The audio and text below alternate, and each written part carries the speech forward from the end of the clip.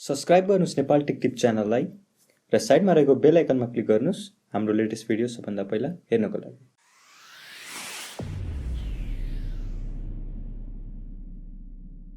नमस्कार, स्वागत छ यहाँहरुलाई नेपाल टेक टिप्समा। आज म तपाईहरुको लागि चाहिँ एउटा वायरलेस चार्जरको एउटा अनबक्सिङ भिडियो लिएर आएको छु।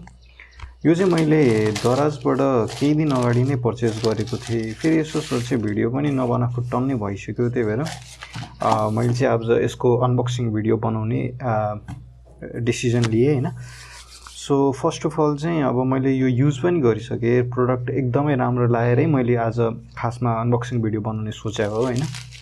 र तपाईहरुले जहिले पनि याद गर्नु होला, दराजको प्याकेजिङमा यसको जहिले भित्र बिल पाउनुहुन्छ, जुन चाहिँ बिल तपाईहरुले वारेन्टी क्लेम गर्नुको लागि एकदमै इम्पोर्टेन्ट हुन सक्छ। त्यही भएर यो चाहिँ नहराउनु होला हैन।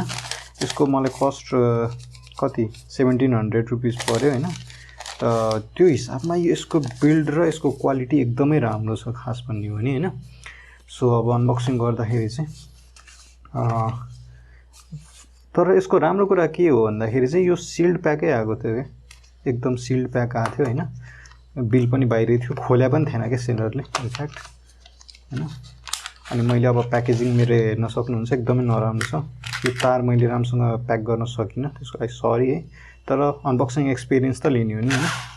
सो यो केबलसँग आउँछ जुन चाहिँ USB type A to type C छ। त्यस्तै तपाईहरुले एउटा वायरलेस चार्जर पाउनुहुन्छ र एकदमै हेभी हैन, स्लिम अनि एउटा एल्युमिनियम बडीको छ के, मेटलको छ हैन। चिसो पनि छ टच गर्दाखेरि। अनि त्यस्तै तपाईले के पाउनुहुन्छ चाहिँ यति हो, अरु कुरा नि हुनुपर्ने। एउटा यो कार्ड पनि छ के, मलाई थाहा थियो नि त।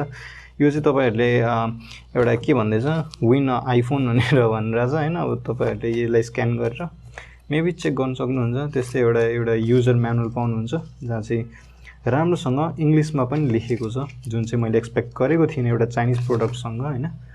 यसलाई साइडमा राखौं र अब यही हो प्रोडक्ट चाहिँ हैन। अब यो चाहिँ एक्चुअलमा चाहिँ 10 वाटको हो। अब यहाँ देखिन्छ कि देखिदैन है, यसमा रहन्छ, यसमा लेखेको छ। म स्क्रिनमा हाल्दिउँला इन केस देखेन भने।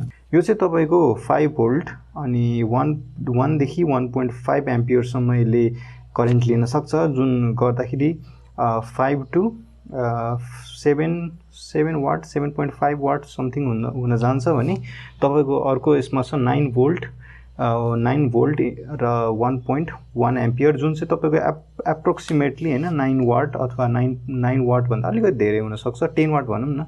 इनफ्याक्ट यो चार्जर चाहिँ 10 वाटको हो हैन। र यसलाई चाहिँ टेस्ट गरि हेरौँ है त मसँग।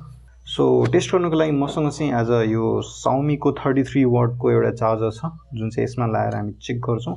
र केबल चाहिँ यही नै युज गर्छौं हैन, कस्तो रिजल्ट आउँछ भनेर लेट्स सी।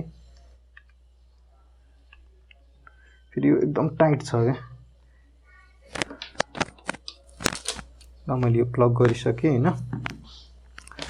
अनि यसलाई यसमा हाल्दाखेरि एउटा राम्रो कलरको ग्रीन एलईडी पनि बल्छ के, ग्रीन एलईडी पनि बल्छ हैन। मलाई चाहिँ यसको क्वालिटी एकदमै मन परेछ। म अब वायरलेस चार्जिङ चेक गरौँ है। सरी, म यही फोनबाट अडियो रेकर्ड गरिरहेको छु, यही नै अब तपाईहरुलाई चेक गर्नुपर्ने हुन्छ हैन। ल यो फोन चाहिँ अब हेरौँ है त। हेर्न सक्नुहुन्छ वायरलेस चार्जिङ भइरहेछ। In fact fast wireless charging support गरिरहेछ र यसलाई फुल चार्ज हुनको लागि चाहिँ 1 आवर 42 मिनेट्स लाग्छ भने म अर्को चार्जर युज गरे भने चाहिँ त्यहाँ जस्ट वायरलेस चार्जिङ मात्र पनि आउँछ के। भनेको मतलब यसले तपाईको फास्ट वायरलेस चार्जिङ पनि सपोर्ट गर्छ यदि तपाईको फोनले सपोर्ट गर्छ भने। सो मैले चाहिँ यो प्रोडक्ट एकदमै राम्रो लागेर म हाइली रेकमेन्ड गर्न चाहन्छु यो प्रोडक्ट चाहिँ हैन। सो यसको लिंक चाहिँ म तपाईहरुलाई डिस्क्रिप्सन तल राख्दिने छु। यसको दुईटा भेरिएन्ट पाउँछ इनफ्याक्ट हैन। म चाहिँ एकदमै पस्ताइरहेको छु के, किनभने यो 1700 मा तपाईले 10 वाट पाउनुहुन्छ र 1800 मा 15 वाट पाउनुहुन्छ के। 100 रुपैयाँ एड गर्दाखेरि मलाई चाहिँ थाहा थिएन, मैले पर्चेस गरिसकेपछि थाहा पाएँ के। सो तपाईहरु इन केस 15 वाट सपोर्ट गर्छ भने गो फर इट हैन। फ्युचर प्रुफिङ पनि हुन्छ। इन केस तपाईको फ्युचर फोनमा चाहिँ 15 वाट सपोर्ट गर्ने रहेछ भने तपाईहरुले त्यो 15 वाट वाला युज गर्नु होला र यो युज गर्दाखेरि केही छैन। So thank you. तपाईहरुलाई आजको भिडियो मन पर्यो भने लाइक, कमेन्ट, शेयर र सब्स्क्राइब गर्न नबिर्सिदिनु होला हैन। धेरै पछि भिडियो बनाइरहेको छु सो सपोर्ट गर्नु होला गाइज हैन ल बाइ बाइ सो अब अर्को भिडियोमा भेटौँ है त